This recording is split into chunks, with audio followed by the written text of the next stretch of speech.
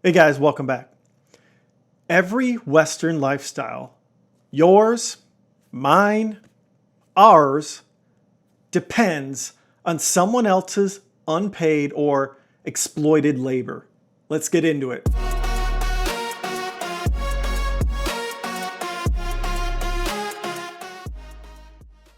Now, in my previous video, I talked about how there was a big difference between regular wealthy people, like lower tiered millionaires, and the uber wealthy, the upper tiered millionaires who can afford, let's say, $10 million houses. All right. And I had a viewer on that video make a comment talking about how I felt investing in companies that exploit labor. Okay. He mentioned specifically Tesla. Now, I thought about that for a bit and I kindly responded with some interesting arguments as to, should I feel guilty or should I not? Okay. And I mentioned the company Apple and the fact that over 60% of people out there own an iPhone, at least in the Western nations. So the question is should we all feel guilty about exploiting labor out there? Okay. Not just investors. Okay, should we feel more guilty if you're a consumer or an investor? I don't know. Let's talk about it. Now, when you're an investor, you make money on the gains of these companies, okay, whether it's in the form of unrealized gains or dividends, either or, it just depends on the company. So that you are taking advantage of labor in that respect. But as a consumer, you're doing the same thing. Should there even be a difference between investor and consumer? If you look around your house at everything that is in your house, if you live in the Western culture, you own these things that have taken advantage of labor. Let's do a little show and tell, shall we? I've got something here when I was a kid, the Sega Genesis 16-bit. This was made off the backs of people in Japan. Okay. I've also got a Super Nintendo when I was a kid. This was also probably made in Japan, most likely. Okay. I've also got here a TP-Link router. And this I use for my work. Okay. I use this to make money and a living for my family. I've got probably 10 of these lying around my house and so on and so forth. I'm sure other tech people have these lying around their house too. I've got a bunch of Samsung batteries from, phones from years past. Okay, I wonder who built those. Probably some labor out in South Korea, maybe China, Taiwan, who knows. I've got here a plethora of old cell phones. I've got a Samsung, maybe a Note 4, another Samsung here. I've got an iPhone 1. I didn't buy this. My cousin gave it to me for fun. The first iPhone ever. Kind of fun if you haven't seen one. I think it still works too, by the way. I've got the Samsung flip phone. That was a pretty cool phone. And I've had the Nokia phones and so on and so forth. Right? I've got the Nintendo NES Advantage, joystick that was from the original Nintendo. That was fun. Made in Japan, I believe. I've got a Logitech keyboard here. This is made in China. Simple keyboard. Probably done with exploiting labor. And then in this office, I have 6 4K displays. I also have another router over there. I've got a touch screen. And then in front of me, for my work here on YouTube, I went out and I bought a new iPad Magic Keyboard to hold an Apple iPad Pro that I'm going to use for this channel and write overlay on top of my videos. Okay. And to tell you the truth, there's probably 100 other products, probably not 100, more like 1,000 other products in this one household alone that has probably taken advantage or exploited labor overseas. Okay? So I don't know what's worse. Is the investor worse or is the consumer worse? To me, in my opinion, it's a wash. Okay? Both consumers and investors take advantage of exploited labor at the end of the day. There's no way you can morally compare the two. I don't really understand that. Now, you could even argue that the investor has a right to vote for that company. They could actually vote on a proposal to the board of directors to ask them not to use exploited labor. So maybe the investor could even be viewed as a lesser exploiter if they were to submit a proposal not to use exploited labor. I don't think that's true, but they have the power to do so as an investor. The consumer does not. The consumer who buys this is simply just continuing the cycle of exploiting labor by actually providing a market or a demand for that exploited labor, that profit. So, that's that. But let's talk about my Tesla investment that's right now sitting in an IRA, okay? I have not taken gains out of the IRA. Eventually I will, okay, when I turn 62, maybe 70, maybe 75. At some point, though, I will have to take that money out.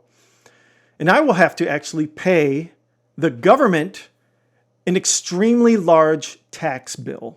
I can't avoid it. There's no way to avoid it. Maybe the ultra wealthy and uber rich have a way of getting away with it, okay? But normal people like myself, we can't get away from these taxes. So what does that mean?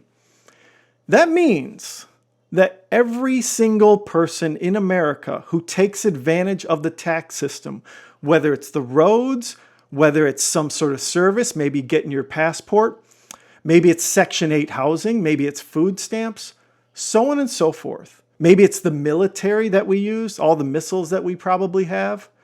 The tax money from all the gains from Tesla and Apple and whatever other companies are exploiting labor go right back into the tax system. So let me ask you guys something. Do the Section 8 housing people, are they exploiting Southeast Asia? All the people who make iPhones, who put the little phones together. You see the assembly lines. Do all the people on Section 8, are they exploiting? Are they any less or more of an exploiter of labor than I am as an investor? That's a question we should ask ourselves. And the problem is that the system is designed for that, for exploitation, for profit for the United States. So anyone, including a tourist that steps foot in an airport based on taxpayer dollars, is taking advantage of exploited labor in Southeast Asia or in, other countries, maybe Africa, who knows? Most of this exploited labor is in Southeast Asia. We all know this. It's in China for the most part. So you got to ask yourself, does it really matter? Are people like me that bad of people who are trying to just make a living and, have a good, decent retirement to live on? Are we any different than the people who are going out on Christmas Day and buying 2 or 3 or 5 of these Super Nintendos or whatever it is? You see it every day. You see consumers just going like crazy on Black Friday and, whatever it is, Super Thursday, Super Tuesday, whatever it is, Prime Day. They're going out and they're exploiting labor just as like the investors. There's not much difference, guys. Western civilization lives this culture of consumerism. Consumerism is the main problem. If there wasn't consumerism, I wouldn't be able to invest in these companies and AKA take advantage of labor from Southeast Asia. Now, some could argue that, would the people in Southeast Asia have as good of life if they didn't have all these jobs over there? Because now you're seeing the people in the United States complain about that. The fact that there isn't many jobs in this country. It's all overseas, over in Southeast Asia. They have jobs. They're moving up. The middle class in China is moving up. They buy Teslas. They buy EVs for $30,000, $40,000, $50,000 USD. So you got to ask yourself, is it a bad thing or a good thing? These are moral problems that are hard to understand, hard to explain. And the viewer wanted me to do a video on this, so I'm doing one. I'm not mad about it. I just feel like it's to come out and claim that an investor is more, exploiting more than a consumer is an interesting concept at the end of the day. I don't believe that's true. I believe that we're all at fault, especially as consumers. every time I go out and buy one of these, I do feel bad. I feel bad about the energy it takes to make one of these products. That's just a problem. You know, we're exploiting the earth by all the plastic that's involved in this, the cardboard, the metal, the aluminum. You know, the list goes on and on. You know, Apple's probably more so of an exploitive company than Tesla is. The bottom line is that we're all guilty of this, guys, including myself. I'm probably more guilty than most as an investor, but more so as a consumer. Okay, I've consumed this stuff for my entire life. I've had this stuff since 1986. I've got a Nintendo. I got Nintendos and all that.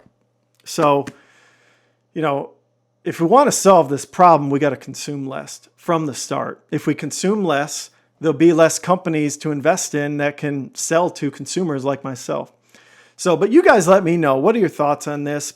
Now, you know, to the viewer and the commenter, you know, this is a level of virtue signaling. This is a kind of the part of the right that complains about virtue signaling, because at the end of the day, they post it on a platform that is primarily driven by driven by tech. It's driven by these. These routers are what drives the internet.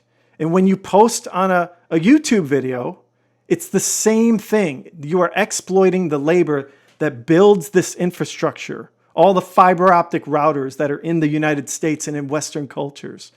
You know, the list goes on and on. The exploitation is forever as far as how much we consume, the devices we use, the platforms we use. It is all exploitive at the end of the day. So you guys let me know. You know, I'm a little fired up about this comment. Not too fired up. I'm not mad.